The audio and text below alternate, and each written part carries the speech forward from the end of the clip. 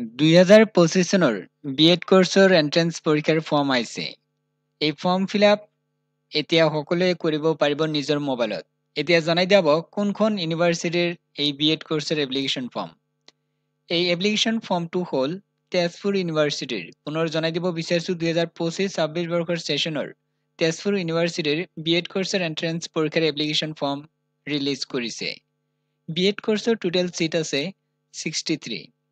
এই BEd কোৰ্ছৰ entrance পৰীক্ষাৰ form fill up কৰিবলৈ যিকোনো ধৰণৰ বেচেলাৰ ডিগ্ৰী পাছ কৰা হ'ব লাগিব, যেনে BA, BSc, BTech, BE বা যিকোনো বেচেলাৰ ডিগ্ৰী পাছ কৰা হ'ব লাগিব, লগতে 55% লাগিব। এতিয়া ইম্পৰ্টেণ্ট ডেট জনাই দিয়া হ'ব আৰু এটা ইম্পৰ্টেণ্ট পইণ্ট জনাই দিব বিচাৰিছোঁ। তেজপুৰ ইউনিভাৰ্চিটিৰ বহুত কেইটামানে কোৰ্ছৰ এপ্লিকেশ্যন ফৰ্ম আহিছে। মই অনলি বিএড কোৰ্ছৰ ডিটেইলছ জনাইছোঁ।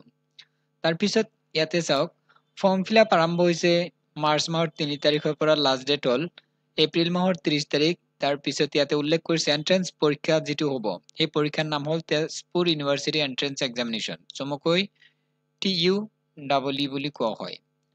জুন মাহৰ 6 তাৰিখত হ'ব। নোটিছত এবাৰ ডিটেইলছটো চেক কৰি ল'ব।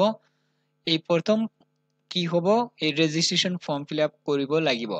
প্ৰথম এপ্লিকেণ্টৰ নাম লিখিব লাগিব, সম্পূৰ্ণ নাম, ডেট অফ বাৰ্থ, ইয়াতে এপ্লিকেণ্টৰ ইমেইল আইডি, তাৰপিছত ইয়াতে ইমেইল আইডি ৰি-এণ্টাৰ কৰিব দিছে, মানে আকৌ লিখিব লাগিব। তাৰপিছত ইয়াতে নিজৰ ইচ্ছামতে পাছৱৰ্ড বনাব লাগিব। সেই পাছৱৰ্ডটো এইটো বক্সত আকৌ এণ্টাৰ কৰিব লাগিব।